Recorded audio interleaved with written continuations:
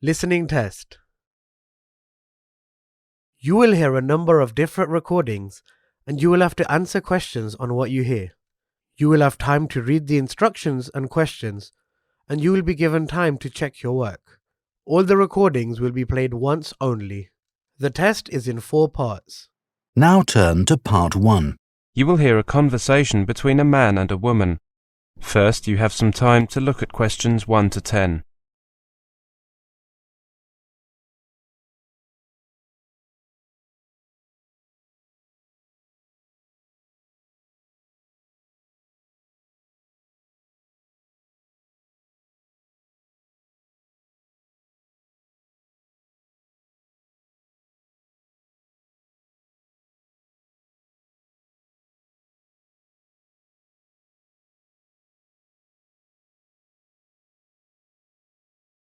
Now listen carefully and answer questions 1 to 10. Hello, I'd like to become a member of the gym. Certainly. Have you filled out an application form? Not yet. Do you have one? Yes, I've got one right here. Or I could just enter your details directly into the computer. It would be quicker.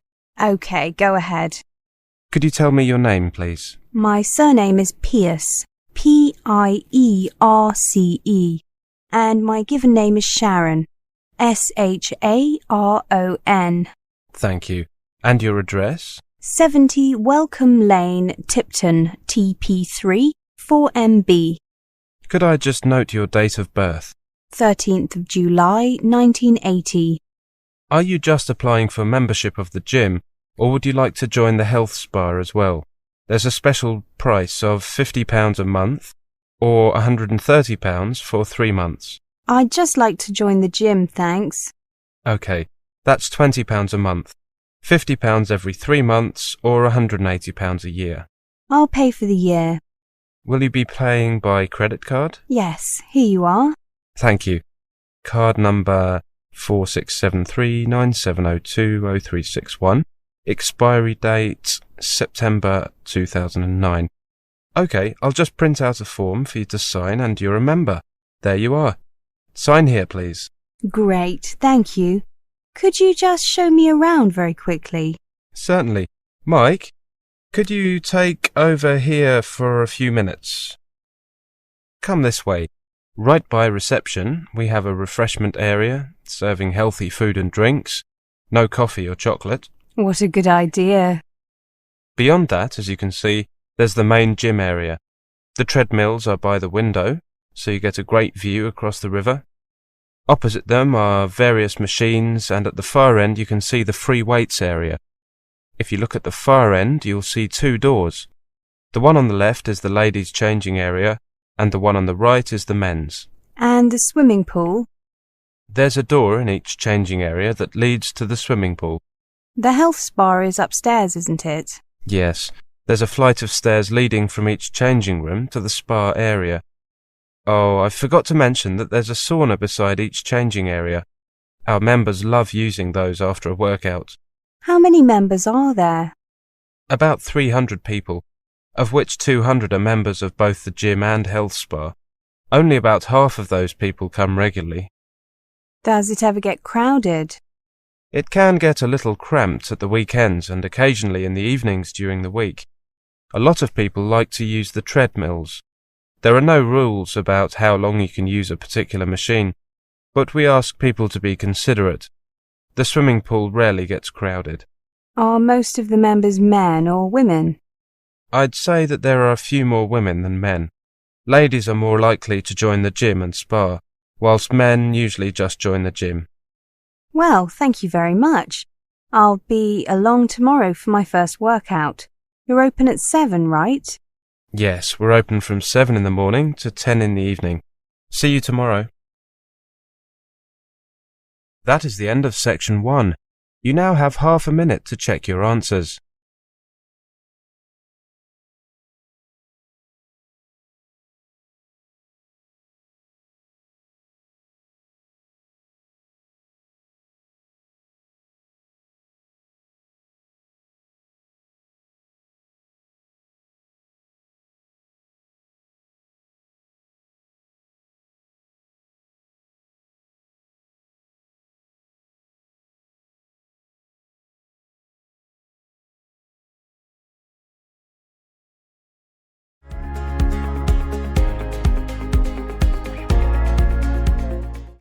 Part 2.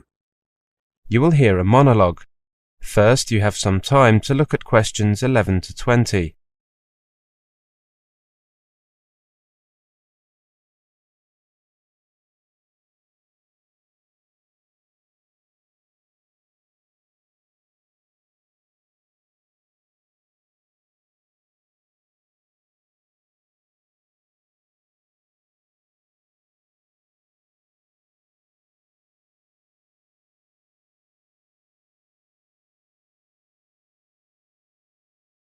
Now listen carefully and answer questions 11 to 20.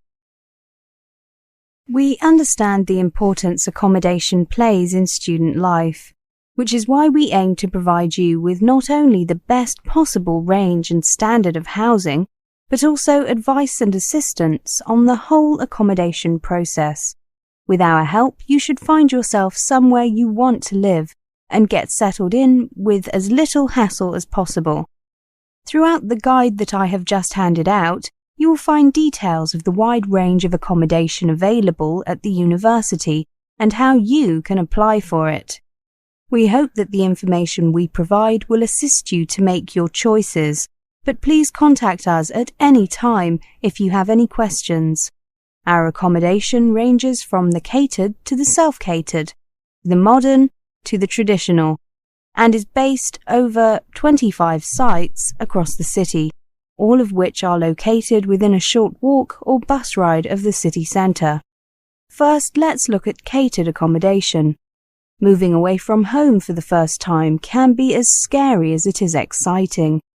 Our traditional catered accommodation makes things easier for you, with meals included in the rent and a comprehensive support network to help you adjust. And with around 2,000 students in catered accommodation, you'll have ample opportunity to make new friends. If you like choosing what and when to eat, self-catering will be ideal. More than half of our new students live in self-catered accommodation, which offers a taste of real independence, plus the benefits of a sociable and supportive environment. You can choose from either self-catering flats, larger occupancy residences, or university-managed accommodation for one person, flats, couples or families. Then there's private accommodation. University accommodation isn't for everyone. If for some reason you don't get a place or would prefer to rent privately, we also have a register of university-approved accommodation and can offer advice and support if you want to rent private flats or lodgings in the city. Now, here you can see a map of the university accommodation nearest to the campus. Malvern Halls are located on Humber Road, between Severn Road and Thames Road. This is the tallest halls of residence, being a 25-storey block of student flats. You can get a good view of the campus from here. Grampian Halls are also located between Severn Road and Thames Road, where Liverpool Lane joins the two. Don't get Liverpool Road confused with Liverpool Lane, as I just did. It's on the south side of the street. Brecon Halls are between the South Gate and the West Gate. They're very slightly nearer the West Gate, actually. These halls are popular because they are newer and the rooms are somewhat larger than in older halls. Sperrin Halls are nearest to the South Gate, on Avon Road, but not opposite it. Well, whichever type of accommodation you go for, I hope it suits you. Now, I'd like to mention... That is the end of section 2. You now have half a minute to check your answers.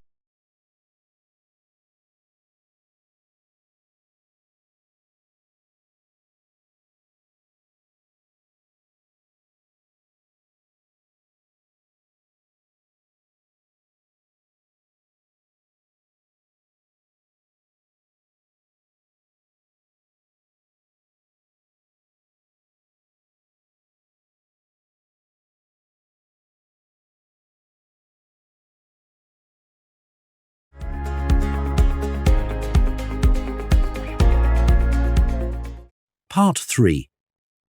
You will hear a conversation. First, you have some time to look at questions 21 to 30.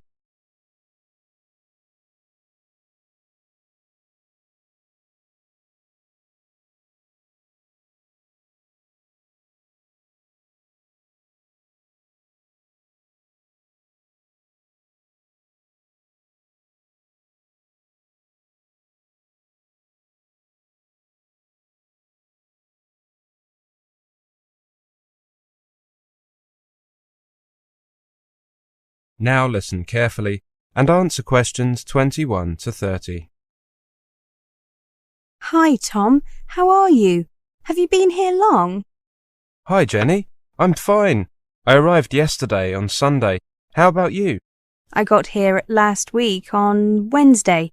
No, sorry, just a minute. What day is it today? Thursday, not Wednesday. Why did you come so early? We don't have to be here until tomorrow. Couldn't wait to be free from your parents, I bet. Very funny.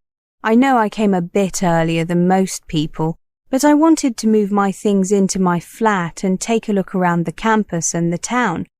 So, did you decide to take English literature in the end? No, I changed my mind and decided on European history instead. At school, you said you were going to take geography, right? Yes, although I was also considering geology. Sounds the same to me. Well, I guess there are similarities, but they're not quite the same.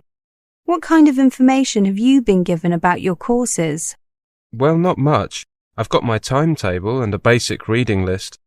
Yeah, me too. I've been given a list of books to start reading. I think there are 5 or 6 of them. Yeah, I've got a similar list. They're just books that provide the basics for the courses during the first year. So, what's your timetable like? I get Wednesday and Friday afternoons off, but the rest of the days are fairly full. Me too. Do your lectures and seminars start next week too? Yes, I think everyone's do. This week is just orientation, isn't it? That's what I gathered. My first class on Monday morning is, wait for it, modern British history. I'm looking forward to that. How about you? Human geography, also on Monday morning. It says here that the title of the first lecture is The Victorian Legacy. Sounds good. How about you? I've got global population distribution. Intriguing. Where are you living? I got a place in the halls of residence at Wish Lane Hall. Wish, as in make a wish. Funny name, eh? I'm at Bridge Road halls of residence. That's very close to the university campus, isn't it? My place is a bit further away. Can you walk, or do you need to take a bus? I can walk, but it takes about 30 minutes. There's a bus.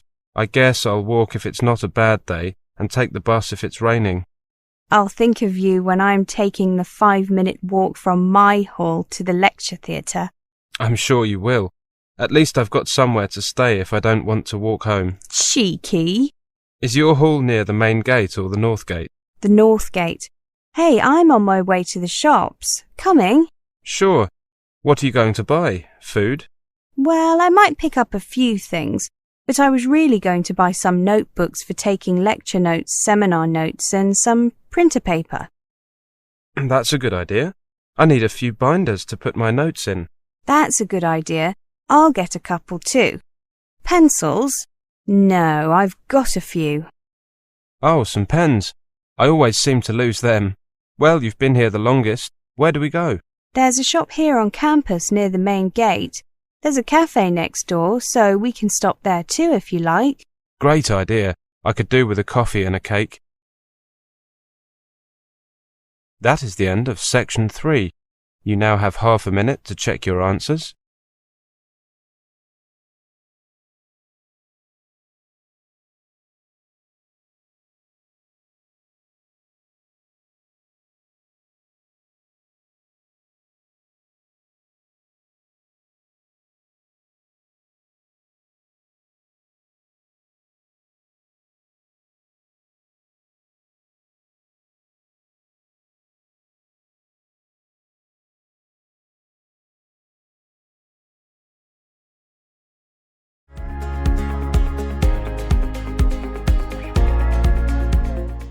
Part 4.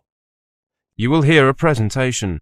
First, you have some time to look at questions 31 to 40.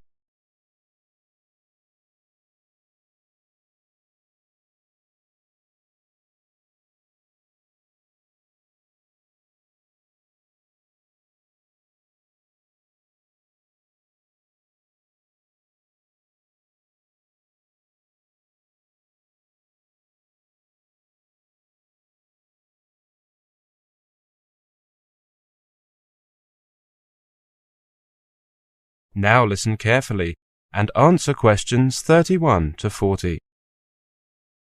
Welcome to this presentation on the results of our survey of Asian students in Australia, the UK and the US.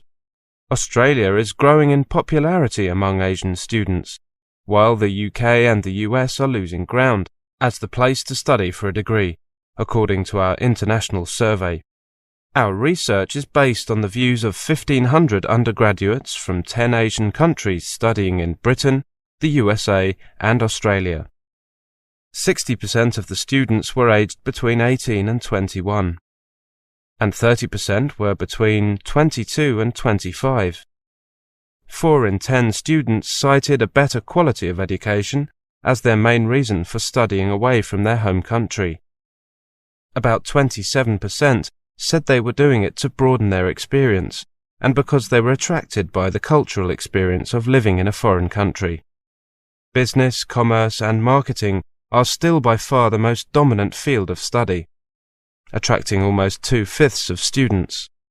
3/4 of Asian students polled in Australia said it was their first choice, compared to less than half when we conducted the same survey in the year 2000. From an Australian perspective, it's very positive because more and more students are consciously choosing Australia rather than it being a second choice. The UK and American parts of the survey show that they are no longer the preferred destinations they were, despite still being seen as offering the best education in the world. Australian universities have done a really good job of promoting Australia as well as their own universities. Australia is seen as good value for money and is attracting the more price-sensitive students. Australia's overseas students' enrolments have doubled since the year 2000 to 200,000 in 2006, at a time when they have declined in the US and the UK's share of the global market is declining. Reflecting this increase, Australia's education exports rose 17.8% last year and were valued at more than $5 billion for the first 9 months of 2006. In the United States, a clampdown on foreign students following the terrorist attacks on September the 11th has made many Asian students feel unwelcome. As a result, applications to American universities have declined. This could happen in the UK. If students find it hard to get visas, they could question whether the country really wanted them. Another factor in Australia's growing popularity was the wish of some members of the growing Asian middle class to settle in the country after studying there. The cost of study and value for money also featured highly on the list of reasons students gave for choosing Australia as a study destination. Much higher than in Britain. 34% said they selected Australia because they thought living expenses were relatively less expensive, and 20% made their decision because tuition fees were cheaper. Quality remained the biggest drawcard for students wanting to study in Australia, reinforcing the critical importance of its reputation overseas, according to new research. Asian students still ranked the US and Britain as having the highest quality universities, but Australia rated third, but ahead of other destinations like Canada, New Zealand and Germany.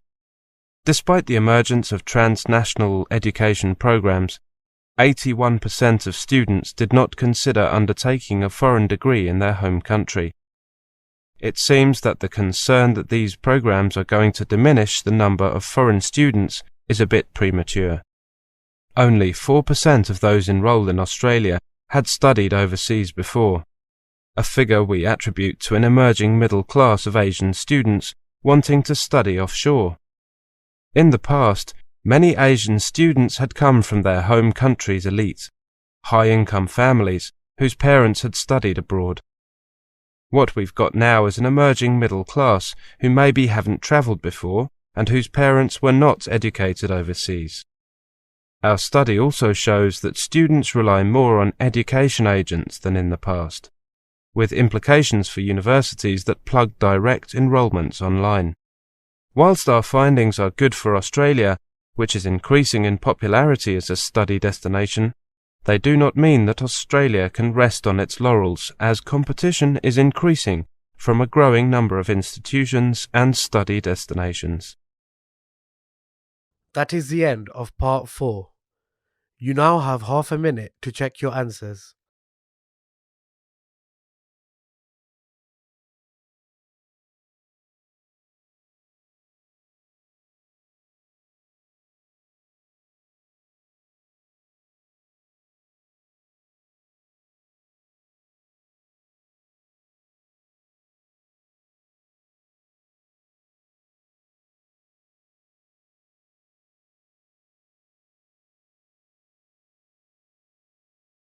That is the end of the listening test.